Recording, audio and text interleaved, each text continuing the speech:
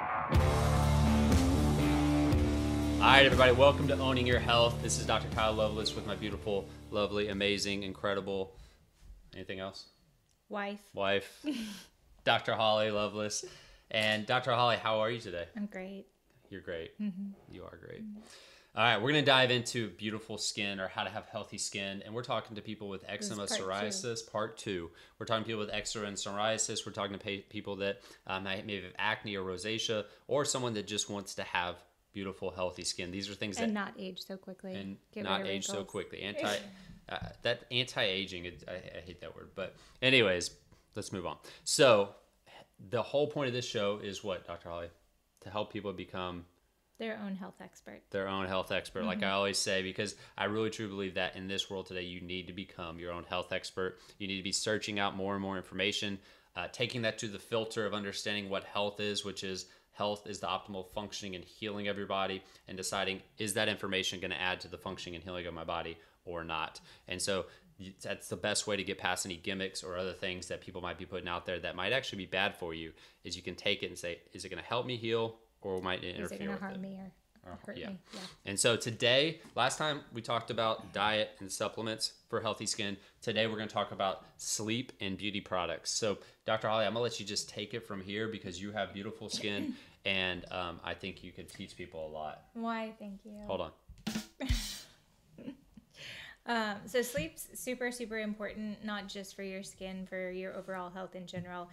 They say that every hour you take off of your sleep, so the recommended amount of sleep for women is somewhere between 7 to 9. For men, it's...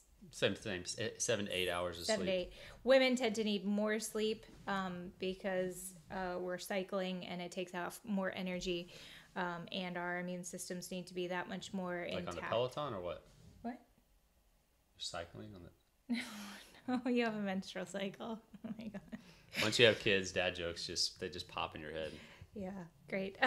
Okay, so sleep super important. This is when your body... That's why I'm on this show, to make you look good. Great.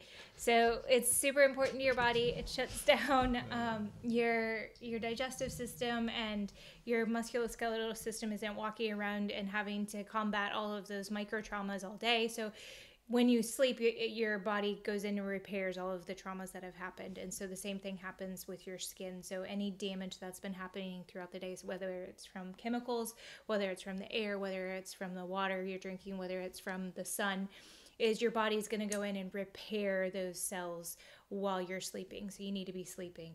Even if you're a person that you're like, oh, I can operate off of 4 or 5 hours of sleep. Yes, you can operate, but you're not optimally operating, and you're aging your skin that much faster, and you're more likely to get wrinkles from not sleeping. Yeah, and so for skin, for overall health, sleep is crucial. By the way, I talked about how beautiful your skin is. Mm-hmm. But if you want to see Dr. Holly's skin, then you're listening right now to this podcast, then go to our YouTube channel and watch it on Loveless Health Solutions on our YouTube channel. So you can actually watch us do this podcast and have fun with us doing it that way. And well, actually, let me talk about rest for a second. I got to do the thing. And subscribe to it and like it and love it and get some more of it. And then you will... you'll get to learn and become your own health expert. Yes. And it'll also help us reach more people, because we truly believe this is stuff that can really change, I know it can change people's lives if they actually implement it. So, all right. So rest, I'll stop talking. Go ahead. Oh, well, I was just going to add, in terms of rest, it helps with regular and proper hormone production, and hormones are what regulate your skin as well. Yes. So many times I get young women or middle-aged women that are on birth control because their skin was really bad, and that's because their hormones were dysregulated.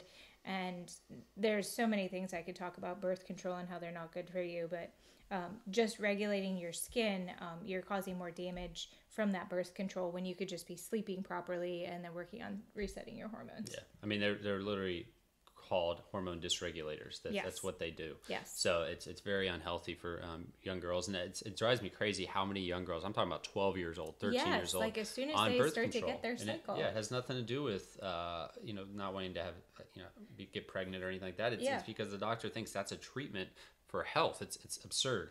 Well, and don't get me wrong, it helps the problem, but it's not getting to the root source. So these girls it changes the symptom. Yes, that person has. But the issue with it is you're creating more damage in the future from being on the birth control, and we're not getting to the root cause. And when you say damage, we're talking about cancer. We're talking about not being able to reproduce, have kids, infertility, all kinds of other stuff, other hormone issues. It's probably one of the many things that happens in medicine that just drives me crazy. That they just give them that, or they give them. I've seen girls come in on metformin for PCOS. That's their yes. We're okay, digressing. so We can talk about hormones another day. But we're still talking about skin. You need to fix you the need cause to sleep so that you can get the proper release of hormones. And yes. And so when it comes to sleep, some good tips are: hey, make your room completely dark. Get your cell phone away at least an hour or at least 30 minutes before you go to bed. Stay away from screens. Those blue lights keep you into fight or flight stress mode, and it's going to make it harder to fall asleep. Make sure you're not eating a lot of sugar before you go to bed. I know some people exercise at night. That can actually keep you from sleeping very well. So you got to be careful when you exercise as well. And then also make sure that it's quiet in that environment, right? So completely dark, quiet. Get rid of a lot of the EMFs, which is going to be your cell phone sitting next to you on the thing. It's going to be your Wi-Fi router going. We put a timer on our Wi-Fi router so it turns off at 11, comes back on at 5 a.m.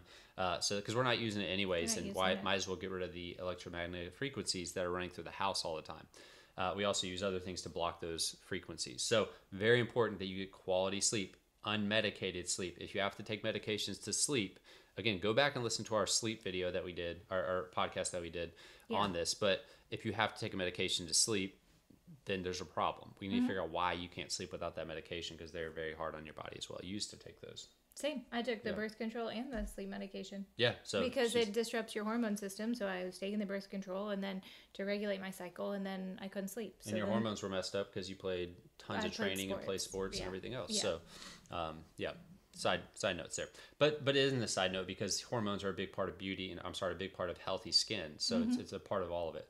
So Dr. Holly, products. Everybody wants to know what beauty products should they be using to have healthy skin. So I'm gonna let you dive into that because I don't use any products at all. You can use hair products, but I'm sorry, hair products, but I don't use any skin products. The rule of thumb is you should be able to eat anything that you put on your skin because it's being absorbed into your body. I wouldn't recommend it, but you should be able to. We're gonna get somebody like, I tried to eat this. And... I mean, it's also a safety precaution. If you have all sorts of skin products that are harmful chemicals, and if your kids drink them, like, what do you think that's doing? Like, they would get really sick. You'd have to call poison control if they drank it, but you're putting it on your skin every day. So you're slowly toxifying yourself, as they just immediately did. If you could just put that picture in your mind. But when it comes, so we're gonna do, just so you guys know, we're gonna actually have a show just on detoxing your home, so that you're not detoxing your body. Yes. Or you can detox body. your environment in your home without having to pull stuff out of your liver and all of those things. You just reduce what's going in. But so when it comes to beauty products, this is detoxing your skin because you're pulling any of the chemicals away that you're doing it. So there's a website called the EWG, and you can actually scan products and you can see the level of toxicity, and you want it to be as close to zero as possible in terms of what you're going to put on your skin. That would be as close to eating it as possible. I have a few favorite brands that I use. I use Beauty Counter on my face and my hair and all of those. And then I use a mineral brand. I have to look it up, but I can put the link below for my makeup. And I don't like to put a lot of makeup on, and I don't like to do a lot of skin products either, because the more you're putting on there, the more you're absorbing and the more interactions that happen. So I'm very, very simple and minimalistic when it comes to my skincare products, my beauty products. I don't use any hairsprays, hair gels, or anything in my hair, mostly because I don't like to smell them as well. So a lot of the hair products have perfumes in them. And if you have migraines, headaches, or any of those issues, it might be because you're really like breathing in toxins every single day that you smell from your hair products. And then you're going to sleep with that. And then you sleep with that. And then you're holding your baby with that. Yeah. And then on top of that, if you're using perfumes, so we use essential oils in the office and in our house, and topically for ourselves. We don't use any perfumes or any scents or anything within the house or around, because those are neurotoxins. They literally damage or create damage in your brain so that you smell and feel a pleasure from a certain center. I've actually read that women put over 300 something different chemicals on their body before 9 o'clock, and I think men's 100 and something different chemicals. Well, and women, if you put lipstick on, you ingest 8 pounds of lipstick in your lifespan. That's disgusting. There's 3,000 beauty products that are toxic that the FDA has approved. So they're known carcinogens and chemicals and hormone disruptors that are out there. And we can post a link to something of that sort, the top 10 toxic things. Yeah. So yeah. I have a PDF that's it's kind of a detox. It's a toxicity sheet. What areas of your house? This is really for everything. But what areas do you need to change the toxins in? I'll work on getting the beauty products, because there's a list of 10 to 20 that you can look at every single beauty product that you have, and if it's in there, you want to get it out, because that's a hormone disruptor. It's affecting your sleep, it's aging you faster, and it's damaging your cells and leading to cancer. Yeah. So the stuff we put on us is very, very important. And I just remember, we still both smell okay and good. Yeah, I think. But, the best part about that is if I don't smell it, then it doesn't really matter, I guess. Just kidding. I'll actually talk about deodorant when we're here. Definitely removing any deodorants that have aluminum or metals and toxicity in them. Your lymphatic system, a huge component of that is right underneath your armpits, and then your breast tissue and health is right there. And so if you're putting metals and chemicals in your armpits every day, you're just asking your body to try to fight off breast cancer that much harder. Yeah. So what other stuff can you put on your skin? Like when it comes to lotions, when it comes to there's simple stuff like coconut oil. There's stuff like apple cider vinegar that can be very healthy for your skin. What are some just simple things without getting a beauty product? Like for guys, for instance, I'm not going to go to beauty counter and buy all that stuff. I mean, they have a good men's line. I'm sure they do, but it's probably $100 for a bottle that big. So I would rather just grab a jar of coconut oil, or you can use coconut oil. Shea butter. Shea butter, jojoba, Jojoab.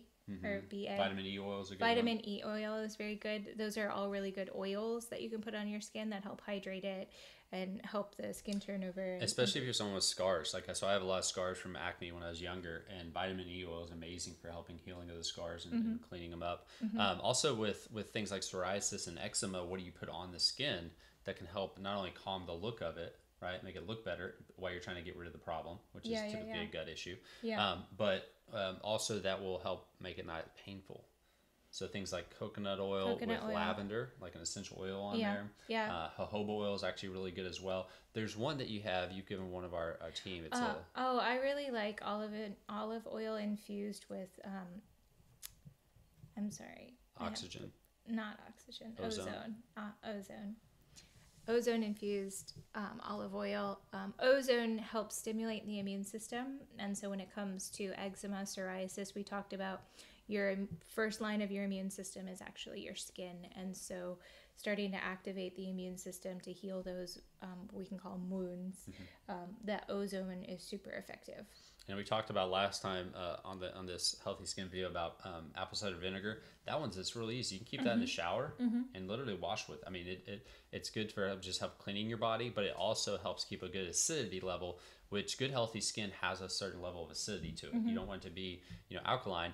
And then the stuff to stay away from, along with beauty products that we hit on a little bit last podcast, is all the different antibiotic creams and what are they called? I always forget this name. Antibacterial, antiviral. The Purell. The Purell, what do they call them? Hand sanitizers. Hand sanitizers. The hand sanitizers that people put on, especially with the COVID happening and everything else, that's been just a huge thing that everybody is just carrying around and putting on every time they do something.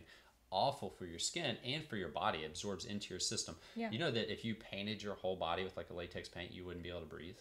Yeah. Isn't that crazy? So you actually are breathing through your skin. Yeah. When you take a shower, you absorb more of what's in that water than if you drank a glass of water.